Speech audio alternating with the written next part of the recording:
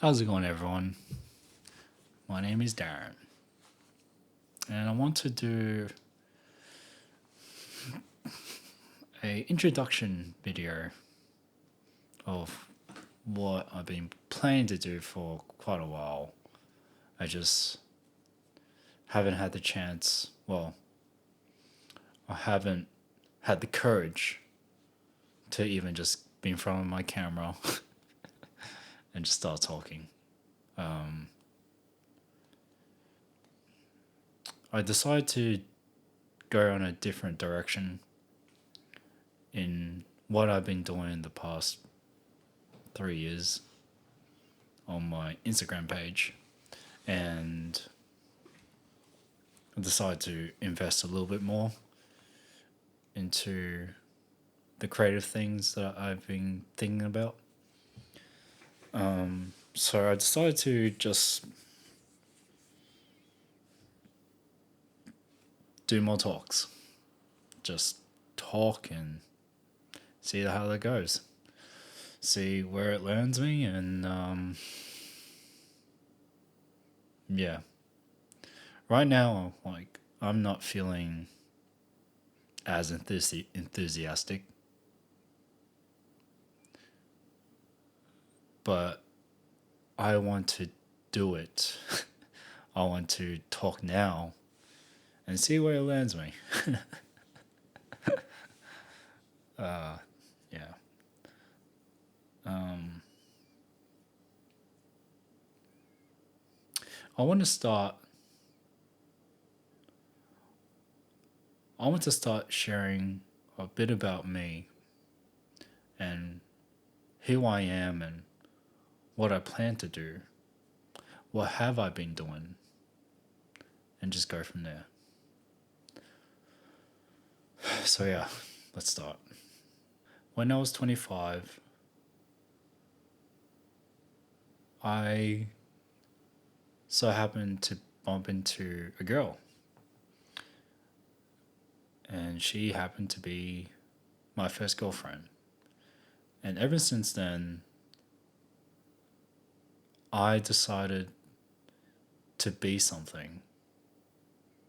I decided that I want to change. I decided that I want to be a man or be something. I use the word be something. And basically what that meant was I need to step up and be someone. And at the time I didn't know what that meant. All I knew is just I want to be a better man, flat out. And I didn't know how to be a better man. I didn't know how to be a good person or a better person. And that kind of started my journey on self development. Because all my life, like growing up as a young teen, a young boy, and a young man, I've always wanted a girlfriend. I've always had a crush on girls in high school and bit of primary school as well. And I remember that particular person where I was just like so in awe of this person, and yeah, all the way through high school. And yeah, it's funny. Like I always loved,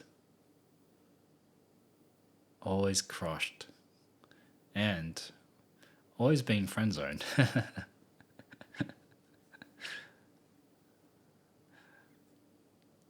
And when I finally had my first girlfriend, it was like kind of like a big wake up call for me to just grow up. And I didn't know how. So then I decided to like just go on YouTube and search for the answers, search for more questions on how to be a better man. And I remember having a conversation with one of my friends, uh, yeah, from high school, and I I used this phrase. I just want to be masculine. And my friend asked me like, "What does that mean to you?" And that was a good question. I had no idea. I had no concept or no model of what masculine meant or what it is to be. And so then I started researching. I started like listening, and yeah, um, just started this rabbit hole of learning. And as my first girlfriend, as the relationship went on, I didn't know how to be in a relationship. I didn't know how to be a good partner, and I wasn't a very good one in terms of like communication and sort of expressing my needs. Um, all I knew was just a lot of gifts, a lot of gifts, and a lot of acts of service, and being confident, which I was, uh, and thanks to my obsessiveness at the gym, I gained my confidence through most of my confidence through the gym, just lifting weights and helping myself to look good for me. And, it's just really great. Until her and I broke up. And that's where the biggest growth that I had, and one of the most, I think, one big turning point for me. So there's one time, uh, her and I went on a long distance relationship. Long story short, she was here in Australia doing her studies. I think she was doing her PhD, and we were together for at least a year and a half physically, and then she decided to go back home in Germany.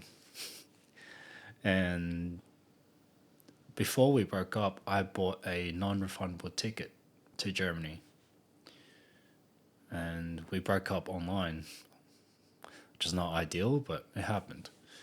And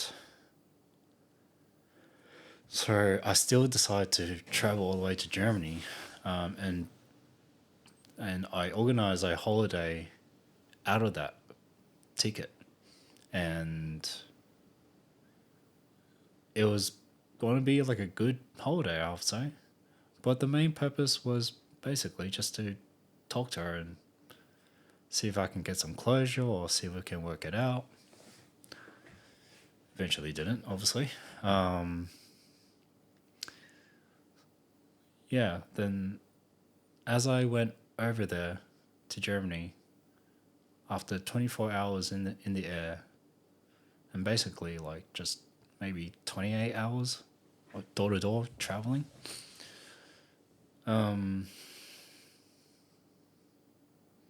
I went over there and I checked into my hostel, and I walked to her front door to her apartment. And the look that I got from her was the look of obligation. Like she felt like she is obligated to see me. And I already knew then, I was like, yeah, I shouldn't be here. I'm not wanted here. So that's that. So after seeing her for a brief moment, I decided to just go and try to have a holiday. So I booked a rental car and and planned to drive all the way down to Switzerland, which is only like 6 hour drives down south. And that wasn't a really smart idea on my part, because it was 2 days after I landed from Australia, and I guess I was pretty jet lagged. And yeah, that was a big mistake. So what happened was, I got into my car and I started just driving. Started driving south, and then I had a few stops just to take breaks from driving because I started to get fatigued. You know where this is going. And I think maybe total of 4.5 hours of driving, I fell asleep at the wheel and I crashed into a parked trailer. And I woke up to that accident. It's like, imagine you were just asleep and then bang, you wake up. And all of a sudden, like, I had this airbag just right in my face. And just, what the hell? What the hell happened? And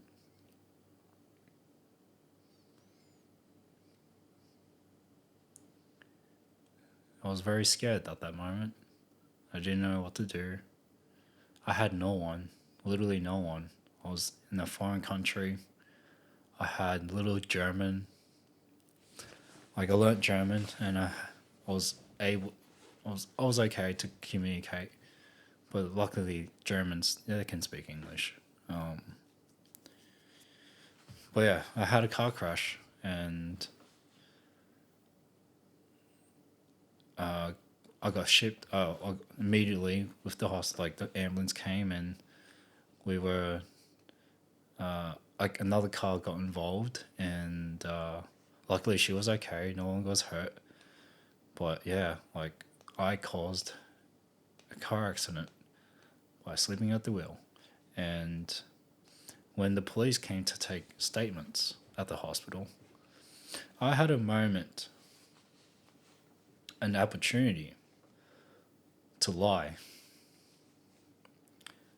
I could have said, I don't know what happened. I don't know what happened. I just don't know.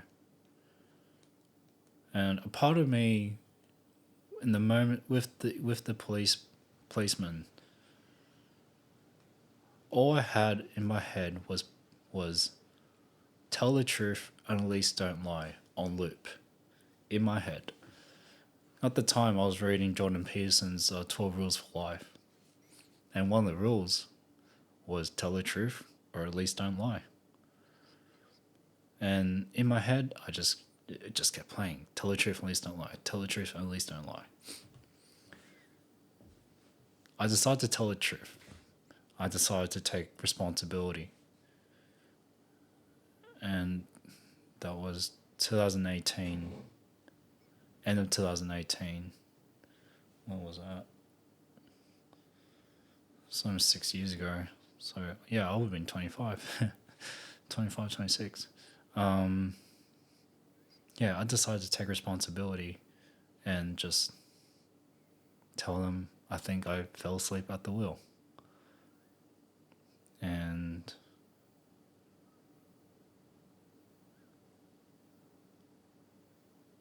for me, I just knew that was the right thing to do. And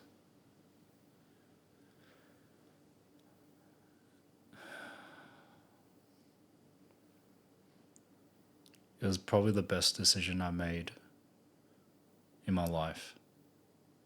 Because at that moment, I decided I want to be a better man by telling the truth. And telling the truth and being really honest with myself and releasing myself from being tormented of keeping a secret, keeping a lie, or living a lie. I knew that if I lied in that moment, I don't think I would have been able to move on with my life. I think that moment would have just kept me the same, and I wouldn't be the man that I am today. Yeah.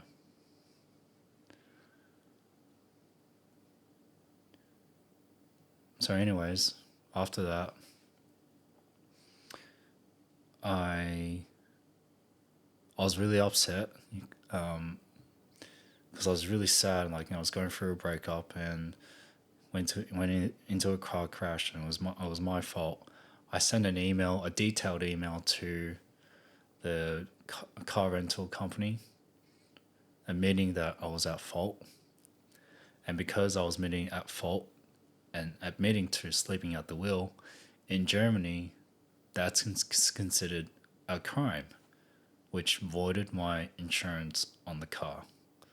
Therefore, I ended up getting a